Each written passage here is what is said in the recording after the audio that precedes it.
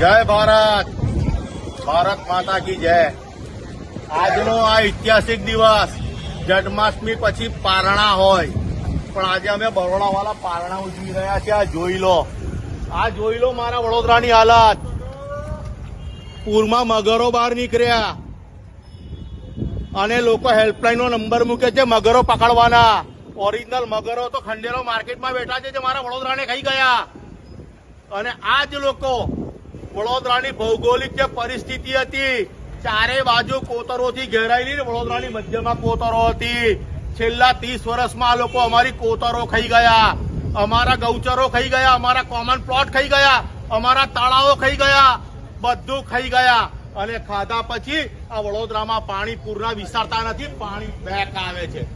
અને અમુક ચૂંટાયેલા પાંખો ફોટા પડાઈને વિડીયો ટ્રેક્ટરો લઈને નીકળે છે પોતાના વિડીયો બતાવવા માટે। ઓ ભાઈ, પાણીના બોટલ આપવાથી વડોદરા નથી તરસે નથી મરતું। તમે તો લોકોને છે ને પાણી પીવડાઈને મારી નાખ્યા। હરની બોટકામની અંદર મારા 12 બાળકો, મારી બહેનોને તમે ડૂબાડીને પીવડાઈને મારી નાખી। બાકી હતું તો તમે બાળકોને સળગાઈને મારી નાખ્યા। અને તમે તો એટલા નિર્લજ્જ છો, ખાસ વાળી સ્મશાનની અંદર 18 કરોડ 36 લાખ રૂપિયા તમે લોકો સ્મશાનમાં પેલા લાકડામાં ભજીયા તરીને ખાઈ ગયા। એટલા બેશરમો, તમને શરમ આવી જોઈએ। અને તમે હેલ્પલાઈન નંબર મૂકો। અરે વડોદરાના શહેરીજનો બધાને હેલ્પ કરતા હતા, આજે અમારે હેલ્પની જરૂર પડી તમારા જેવા નિષ્ઠુરોના કારણે।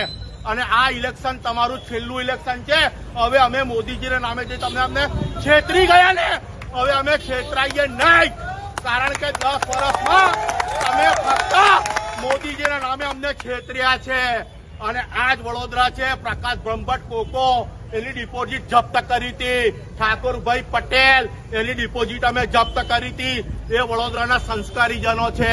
અમારા સંસ્કાર મૌન રહેવાનું છે, બંગડીઓ પહેરીને તાલી પાડવાનું નથી। આ તમારું ઇલેક્શન છેલ્લું। હવે વડોદરાના પોતાના સ્થાનિક સ્વરાજના ઇલેક્શનમાં વડોદરાવાળા પોતાના ઉમેદવાર પોતે નક્કી કરશે। અને તમારા કૌભાંડો અમે બહાર લાવીશું। અને મગરોને ના પકડતા, તમે ખંડેરાવ માર્કેટમાં બેઠેલા મગરો છે, હવે અમે તમને પકડવા આવીએ છીએ। ભારત માતા કે